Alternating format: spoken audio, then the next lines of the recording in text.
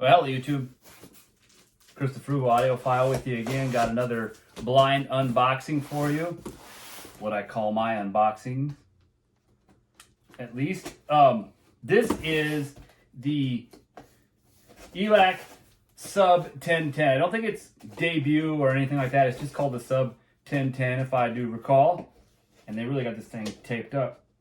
So this is itchy. This is a relatively inexpensive subwoofer. I think, yeah, this comes in at, oh my goodness.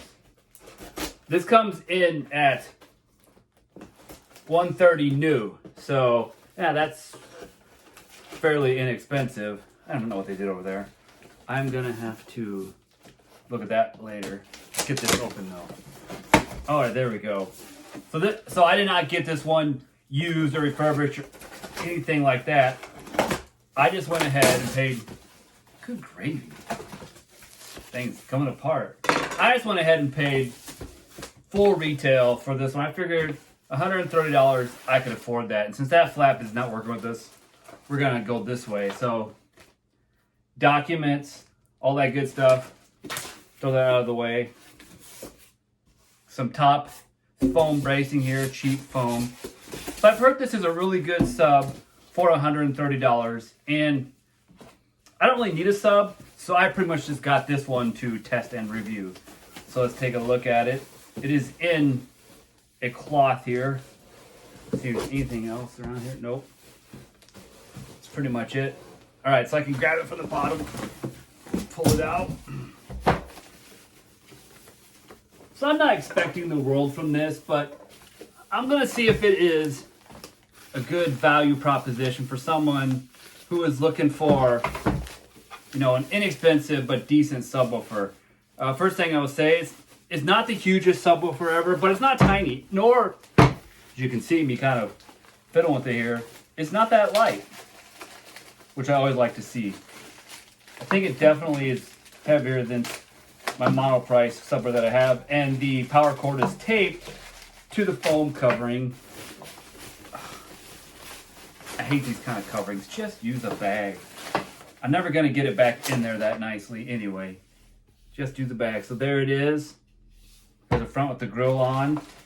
I will take it off, show you that. It does have a little bit of wood grain texturing to it. It's not that kind of more shiny stuff that they use in their debut series. Here's the grill. You can see it's small. This is spec'd at a 10-inch subwoofer, 120 watts, so nothing spectacular. But this is a decent grill. Nice fabric on there. Nothing spectacular, but it's good. There you see the driver. Decent sized butyl rubber surround on it there. Nothing giant. So that's that. Yeah. I like the feel and the build quality.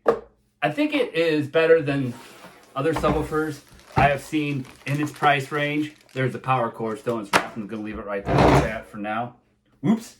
There's the back panel. Let's see, I like that it has speaker level as well as your this is down, yeah, high level inputs down there. You got your power switches and your phase switches. No phase knob, but you have crossover and you have volume, of course. Ooh, these are nice chunky connections. Like to see that. This is a bass reflex, aka a ported subwoofer. I can get 3 fingers down in there. It doesn't feel like it's flared, but it might be. I just can't feel it. So yeah, I really like this. I like the size of it. We'll see how it performs. I will do some testing on this, and I will get back to you with the review as soon as I'm done with that. But for now, I thank you so much for watching this video. Please be sure to subscribe. Also, click that bell notification if you want to be notified when I upload more videos. Also, check out Patreon and buy me a cup of coffee. I really appreciate any of your support and interaction that you feel comfortable doing. And remember, frugal doesn't necessarily mean cheap.